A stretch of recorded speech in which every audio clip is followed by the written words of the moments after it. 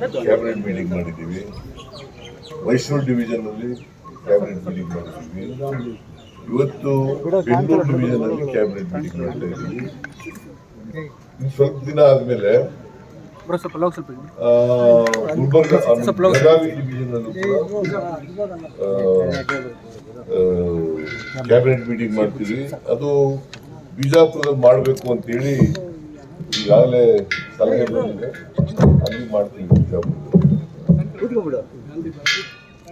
ನಂದಿ ಬೆಟ್ಟದಲ್ಲಿ ಇವತ್ತು Bengaluru division cabinet meeting ಬರೀ ಚಿಕ್ಕಬಳ್ಳಾಪುರ, ಕೋಲಾರ, ಬೆಂಗಳೂರು ರೂರಲ್ ಅಲ್ಲ, ಬೆಂಗಳೂರು ಡಿವಿಷನ್, ರೆವಿನ್ಯೂ ಡಿವಿಷನ್. ಈ ಭಾಗದ ಜನದ ಏನಾದರೂ ನಿರೀಕ್ಷೆಗಳು ಸರ್? ನೋಡಪ್ಪ, ಕ್ಯಾಬಿನೆಟ್ನಲ್ಲಿ ನಾವು ಏನು ಹೇಳಿದ್ದೀವಿ ಅಲ್ಲ, ಬಜೆಟ್ನಲ್ಲಿ ಏನು ಹೇಳಿದ್ದೀವಿ, ಆ ಬಜೆಟ್ನ ಕಾರ್ಯಕ್ರಮಗಳನ್ನು ಇಲ್ಲಿ ಮಾಡ್ತೀವಿ. ಸಣ್ಣ ಪುಟ್ಟ ಬೇಡಿಕೆ ಕೆಲಸಗಳಿದ್ರೆ ಈ ಜಿಲ್ಲೆಗಳಲ್ಲಿ ಮಾಡ್ಕೊಡ್ತೀವಿ.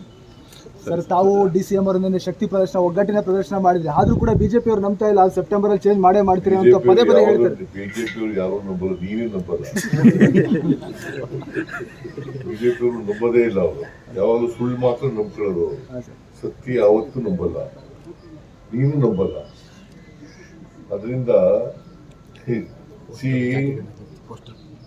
ಬಿಜೆಪಿ ಅವರು ಏನ್ ಹೇಳ್ತಾರೆ ಅನ್ನೋದು, ಅವರು ಸುಳ್ಳು ಹೇಳೋದ್ರಲ್ಲಿ ನಿಶೀಮರು. ಬರೀ ಸುಳ್ಳೆ ಹೇಳೋದು, ಅವರು ಸತ್ಯ ಹೇಳೋದು ಗೊತ್ತೇ ಇಲ್ಲ ಅವರಿಗೆ. ಅದರಿಂದ ಅವ್ರು ನಂಬ್ತಾರ ಬಿಡ್ತಾರ ನಮಗೆ ಗೊತ್ತಿಲ್ಲ. ನಾವು ಎಲ್ಲ ಒಟ್ಟಾಗಿದ್ದೀವಿ. ನಮ್ಮ ಸರ್ಕಾರ ಈಗಾಗಲೇ ನಾನು ಮೈಸೂರಿನಲ್ಲಿ ಹೇಳಿದ್ದೀನಿ, 5 ವರ್ಷ ನಾವೇ ಅಧಿಕಾರದಲ್ಲಿ ಇರ್ತೀವಿ. ಕಲ್ಲು ಬಂಡೆ ಥರ ಇರ್ತದೆ ನಮ್ಮ ಸರ್ಕಾರ, ಗಟ್ಟಿಯಾಗಿ.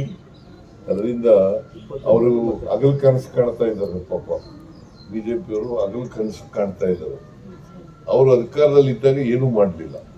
ಏನಾದ್ರು ಮಾಡಿದ್ರ ಇಂಥದ್ದು ಮಾಡಿದೀವಿ ಅಂತ ಹೇಳಿ ನೋಡೋಣ. ನಮ್ಮ DK ಶಿವಕುಮಾರ್ ಹೇಳ್ತಾನೆ, ಸಾಕ್ಷಿ ಗುಡ್ಡೆ ಕೊಡಿ, ಬಿಟ್ಬಿಟ್ಟು ಹೋಗಿ ಅಂತ. ಏನ್ ಸಾಕ್ಷಿ ಗುಡ್ಡೆ ಬಿಟ್ಟು ಹೋಗಿದ್ದಾರೆ ಅವರು? ನೀರಾವರಿ, ಇರಿಗೇಷನ್ನು, ಆಮೇಲೆ ರೂರಲ್ ಡೆವಲಪ್ಮೆಂಟು, PWD, ಆಮೇಲೆ ಎಜುಕೇಶನ್ನು, ಆಮೇಲೆ ಹೆಲ್ತು. ಎಲ್ಲಿ ಬಿಟ್ಟಿದ್ದಾರೆ? ಯಾವ್ದು ಬಿಟ್ಟಿದ್ದಾರೆ ಹೇಳಿ ನೋಡೋಣ.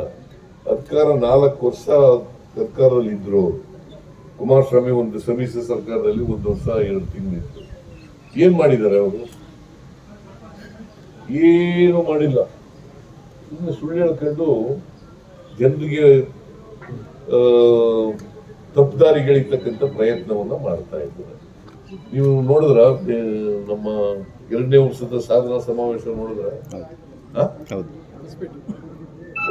ಹೊಸಪೇಟೆಯಲ್ಲಿ ಸುಮಾರು 2 ಲಕ್ಷಕ್ಕಿಂತ ಜಾಸ್ತಿ ಜನ ಇದ್ರು. 3 ಲಕ್ಷಕ್ಕಿಂತ ಜಾಸ್ತಿ ಜನ ಇದ್ರು. ಮಳೆ ಬಂದ್ರು ಸಹ, ಮಳೆ ಇದ್ರು ಬಂದಿದ್ರು ಕೂಡ ಇದ್ರು.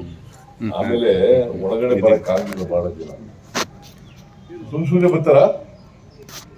5 ವರ್ಷ ನೀವೇ ಸಿಎಂ ಆಗಿರ್ತೀರಾ ಸರ್? 5 ವರ್ಷ ನೀವೇ ಸಿಎಂ ಆಗಿರ್ತೀರಾ ಸರ್? ಯಾರು? ತಾವು 5 ವರ್ಷ ಸಿಎಂ ಆಗಿರ್ತೀರಿ. ಹೌದು, ನಾನೇ. ಯಾಕೆ ಅನುಮಾನ ಬಂದಿದೆ? ಬಂದಿದೆ? ಬದಲಾವಣೆ ಆಗುತ್ತೆ ಅಂತ ಹೇಳ್ತಾ ಇದಾರೆ ಸರ್. ಯಾರು? ಬಿಜೆಪಿ ಅವರು, JDS ಅವರು. ಅವರು ನಮ್ಮ ಹೈಕಮಾಂಡ್. ಅಶೋಕ್ ಅವ್ರು ಹೇಳ್ತಾ ಇದಾರೆ. ನಮ್ಮ ಹೈಕಮಾಂಡ್ ಏನ್ರಿ ಅವರು? Ashoka is a BJP man, Vijayendra is a BJP man ಅಲ್ವಾ? ಹೌದು. Narayana Swamy is a BJP man. ಅವ್ರು ಹೇಳಿದ್ರೆ ನೀವು ಬರ್ದ್ಬಿಡೋರ? ವೆರಿಫೈ ಮಾಡ್ಬೇಕಾ ಬೇಡ? ಅದಕ್ಕೆ ತಮ್ಮನ್ನು ಕೇಳ್ತಾ ಇದೀವಿ ಸರ್. ಅದಕ್ಕೆ ನಾನು ಹೇಳೋದು ಬರೀ ಸರ್, ಜಾತಿ ಸಮೀಕ್ಷೆ ಆಯ್ತಲ್ಲ ಸರ್, ಜಾತಿ ಸಮೀಕ್ಷೆ ಸರಿಯಾಗಿ ಆಗ್ತಿಲ್ಲ. ಅಧಿಕಾರಿಗಳು ಮನೆ ಬಾಗಿಲಿಗೆ ಅಂಟಿಸಿ ಸಮೀಕ್ಷೆ ಮಾಡಲಾಗಿದೆ ಅಂತ ಸರ್ ರುಜುವಾಕ್ ಹೋಗ್ತಿದ್ದಾರೆ ಸರ್. ನೋಡಪ್ಪ, ಒಂದು ವೇಳೆ ನಿಮ್ಗೆ ಆ ಥರ ಇದ್ರೆ ಆನ್ಲೈನ್ ಮೇಲೆ ಮಾಡಿ. ಆನ್ಲೈನ್ ಮಾಡಕ್ಕೆ ಏನಾದ್ರು ತೊಂದರೆ ಇದೆಯಾ? ತೊಂದರೆ ಇದೆಯೇನ್ರಿ? ಅಲ್ಲ, ಆದ್ರೆ ಕೆಲವು ಕೇಳಪ್ಪ, ನಿಮ್ಗೆ ಏನಾದ್ರು ತೊಂದರೆ ಇದೆಯಾ? ಆನ್ಲೈನ್ ಕಳಿಸ್ಕೊಡ್ಲಿಕ್ಕೆ ನಿಮ್ಗೆ ಏನು ತೊಂದರೆ? ಹೇಳು. ನಿಮ್ಗೆ ಆನ್ಲೈನ್ ನಲ್ಲಿ ಅಕ್ಸೆಪ್ಟ್ ಮಾಡ್ತೀವಿ, ಮನೆಗೆ ಹೋದ್ರೆ ಅಕ್ಸೆಪ್ಟ್ ಮಾಡ್ತೀವಿ, ಮೀಟಿಂಗ್ಗಳಲ್ಲಿ ಅಕ್ಸೆಪ್ಟ್ ಮಾಡ್ತೀವಿ. ಯಾವ್ದಾದ್ರು ಈ ದಾರಿಗಳಲ್ಲಿ ಯಾವ್ದಾದ್ರು ಒಂದು ದಾರಿನಲ್ಲಿ ನೀವು ನಿಮ್ಮ ಜಾತಿ ಹೇಳ್ಕೋಬೇಕು. ಅದು ಪರಿಶಿಷ್ಟ ಜಾತಿ, ಮಾತ್ರ ಪರಿಶಿಷ್ಟ ಜಾತಿ 101 ಜಾತಿಗಳಿದೆ. ಪರಿಶಿಷ್ಟ ಜಾತಿ, ಪರಿಶಿಷ್ಟ ವರ್ಗ, ಅವರು ಮಾತ್ರ ಸರ್ವೆ ಮಾಡ್ತಾ ಇರೋದು. ಪರಿಶಿಷ್ಟ ಜಾತಿ ಸಾರಿ ಪರಿಶಿಷ್ಟ ವರ್ಗ, ಪರಿಶಿಷ್ಟ ಜಾತಿಗಳು ಸರ್ವೆ ಮಾಡ್ತಾರೆ. ಬಟ್ ಅಧಿಕಾರಿಗಳು ಮಾಡಿದೀವಿ ಅಂತ ರುಜು ಹಾಕ್ಬಿಟ್ಟು ಹೋಗ್ತಿದ್ದಾರೆ. ಎಲ್ರಿಗೂ ಆನ್ಲೈನ್ ಅಲ್ಲಿ ಮಾಡಕ್ ಬರ್ಬೇಕಲ್ಲ ಆ ವರ್ಗದ ಜನಕ್ಕೆ ಅಂತ ಸರ್. ಸ್ಲಮ್ ವರ್ಗಗಳಲ್ಲಿ ಇರ್ತಾರೆ, ಮನೆ ಮನೆಗೆ ಬಂದಿರ್ತಾರೆ. ಹಾ.